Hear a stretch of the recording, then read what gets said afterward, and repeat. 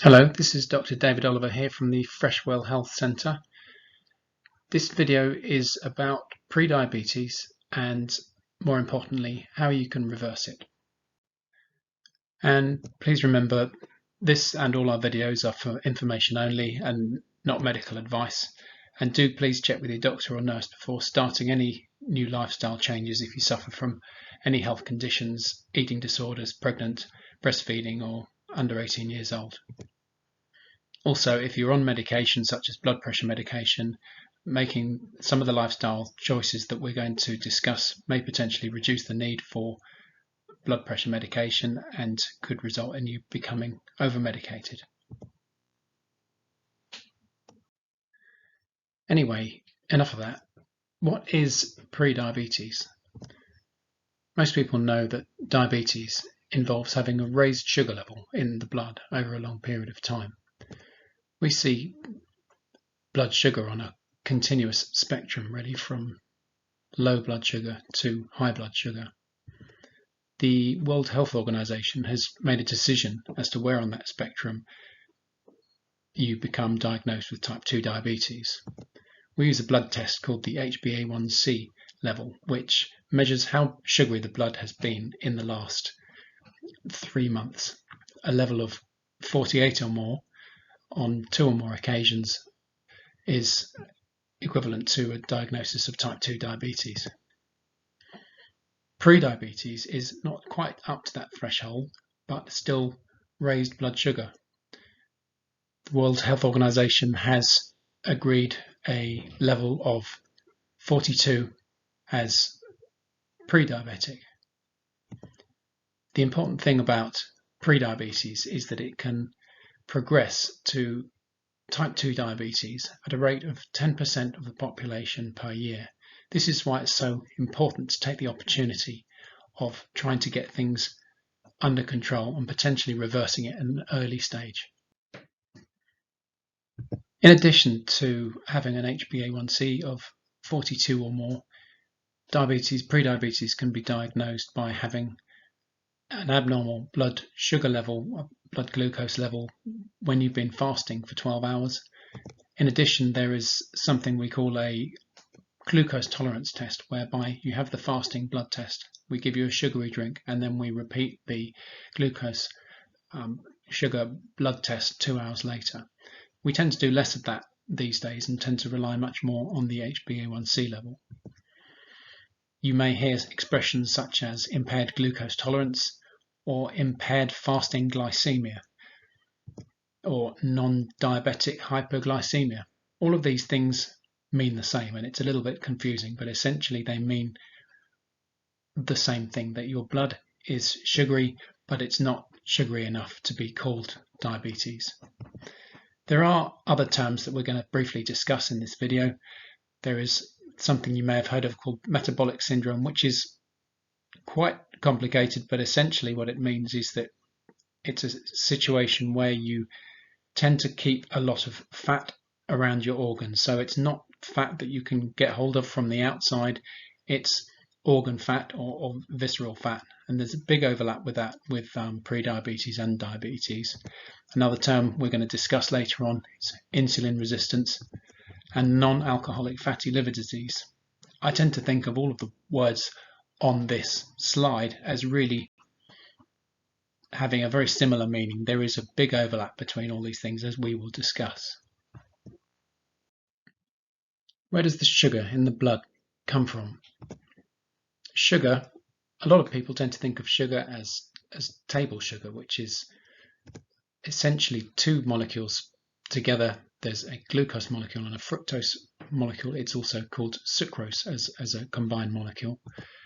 This gets broken down and processed by the liver, and the liver releases glucose into the blood. We tend to refer as blood sugar as blood glucose, whereas there are different forms of sugar that come from outside. The fructose can only be processed by the liver, whereas the glucose can be used elsewhere in the body. There are a number of different combinations of single sugars and double sugars.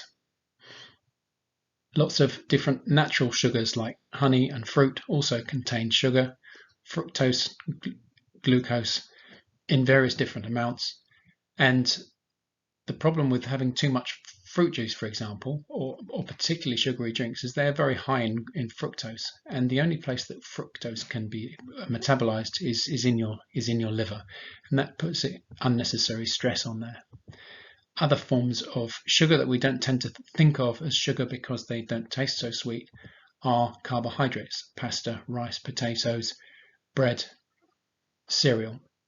That also gets broken down by the gut into lots of smaller molecules of glucose, and that also goes to the liver and contributes towards the glucose in the blood. Blood sugar needs really tight regulation, because if it goes too high, it can cause problems like it does with type 2 diabetes. The body has a hormone, insulin, which is released when there's high blood sugar levels from the pancreas, and in the presence of insulin, glucose is driven into muscle cells and liver cells and fat cells. Insulin is essentially a fat storage hormone, and the glucose is stored as fat. In an ideal situation, we have in our 8 pints of blood, we have blood sugar or blood glucose, but we only have about a teaspoonful of it in a whole 8 pints of blood, which really isn't very much if you think about it. This is a graph of blood sugar versus time, and you can see how that blue line of blood sugar going up and down is quite nicely controlled within a fairly narrow band. This is what we should aim for.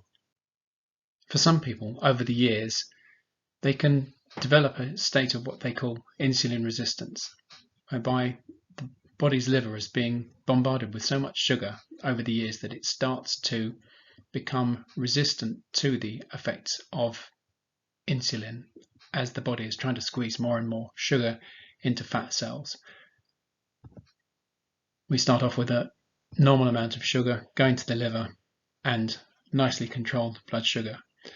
Then we start to add more and more other types of sugar, the sucrose from table sugar, so-called natural sugars, and carbohydrates, and slowly over time you can get a buildup of fat in the liver, which is unhealthy as the liver becomes under strain and it starts to struggle to function, and it starts to struggle to be able to control the blood sugar levels. On top of that, if you throw some alcohol and give the liver more stress and more work to do, that can just exacerbate the problem. And eventually you start to build up the organ fat that we were talking about in metabolic syndrome. And not only can your liver become fat, but all your internal organs can as well. And eventually, the more of this that happens, the more that you stress the liver. For some people, but not others, this can result in much higher blood sugar levels. So instead of this situation whereby the blood sugar is nicely controlled like we saw earlier, the blood sugar can end up poorly controlled like this. When the blood sugar is sufficiently poorly controlled, we can end up in a situation with type 2 diabetes. As we said earlier on, 10% of people each year with prediabetes end up with progressing to type 2 diabetes, and this is a really good opportunity to prevent diabetes happening in the first place. Symptoms of diabetes include increased drinking, increased thirst, increased urinating, weight loss, lethargy, numbness.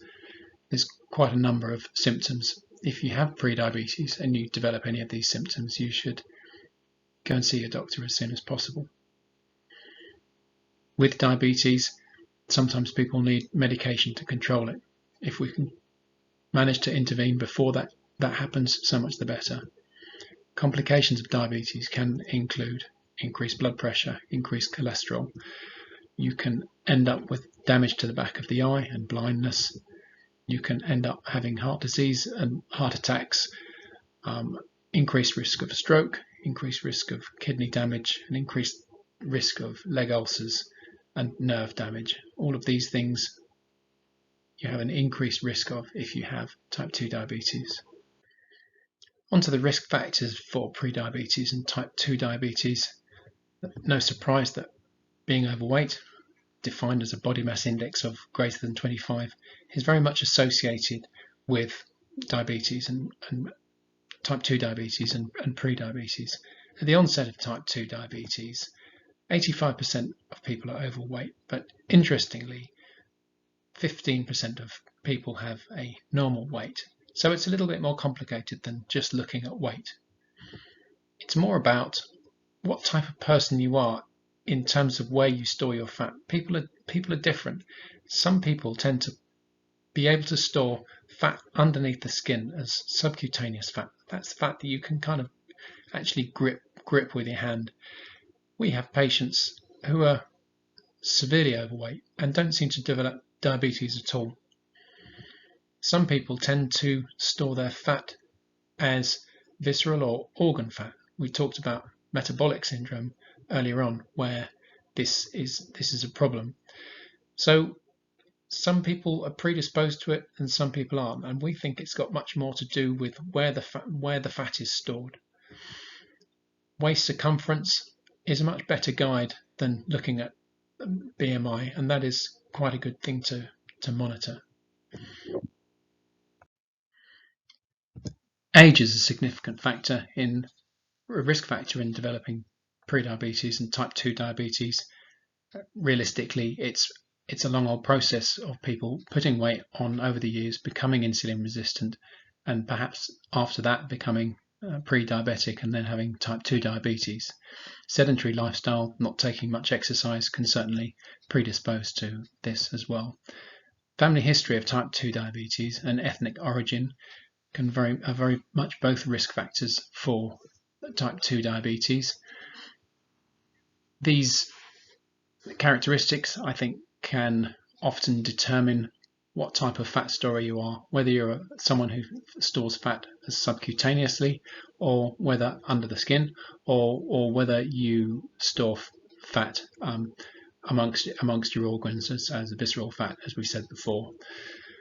Gestational diabetes, people who develop diabetes sort of temporarily in pregnancy, they're more at risk of getting type 2 diabetes in later life. Some medication like steroids can also predispose you to getting diabetes.